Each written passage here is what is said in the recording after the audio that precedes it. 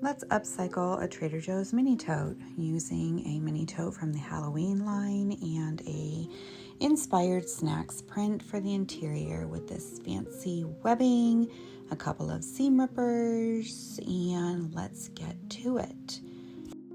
So here you'll notice that I am picking apart the seams of my boxed corners, mainly just to figure out how large these box corners are. I'm jotting down little notes on the canvas so that I can muster up the courage to cut into these highly sought after mini totes without ruining my bag. Now, I didn't stand in line for hours to get these when they were released. Unfortunately, I did pay the upselled price on eBay to grab some of these. So I really don't want to ruin my tote. Not that anybody wants to ruin their tote, but anyways, moving on. Here I am picking apart the top final seam allowance, and as I go, I realize that my bag handles are also top stitched into that same stitching, and that the bag was top stitched before it was serged, which means that picking this apart means my bag handles start to come off and my seams on the side are going to start to split and fray. But that is okay. We are going to find a different thread. We're going to reinforce those sides, and we are going to reinforce the bag handles, and we're going to make it all work.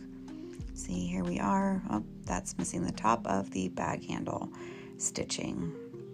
So just beware, inspect your bag before you start picking it apart. I'm sure they're not all assembled exactly the same, so take your notes and be conscious. And if you are going to do this to more than one tote, make sure that you really truly investigate your bag before you take it apart, because like I said, they're not all sewn together the same.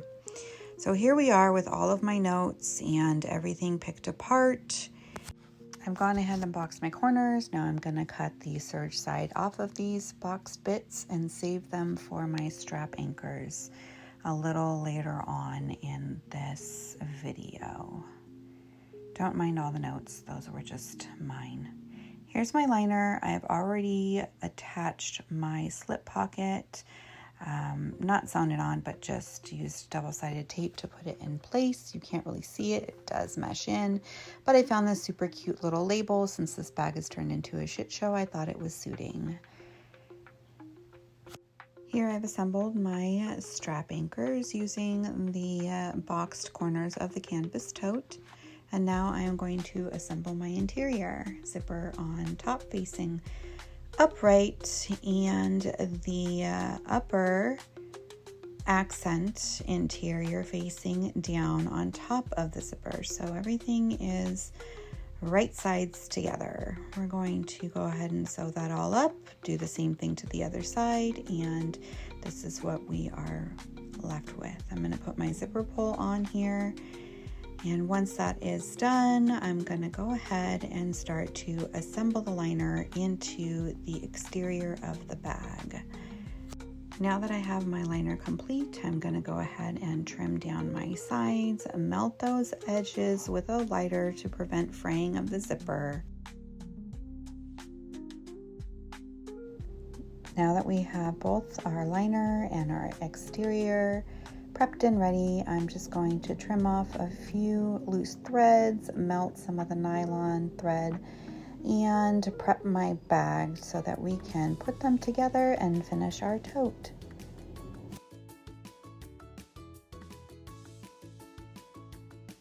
Let's turn the bag right side out. And now we're going to take the bag that is now right side out, and we are going to put it into the liner. And we are going to keep the liner inside out. So essentially you're going to have right sides together on the inside of your bag, making sure to tuck in your handles so that they do not interfere with your final top stitching. You are now going to match up your sides and get those strap extenders out. You're going to slip them in between the two layers of both your interior and your exterior, sandwiching it into the middle, making sure that they do not move, and clip them into place. Once you have clip this side in. You're going to do the same thing with the other side. Then you're going to clip your entire perimeter. You're going to do your final top stitching all the way around, making sure not to get those handles in the way. And once you are done, you're going to go ahead and turn your bag right side out from the hole in the bottom. You're then going to top stitch around your bag, and it is going to look like this. But don't forget to close up that hole in the bottom.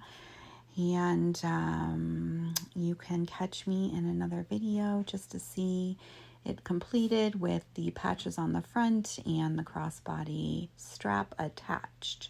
Thank you for watching my long-winded video. I hope you enjoyed it and I've inspired you to make your own.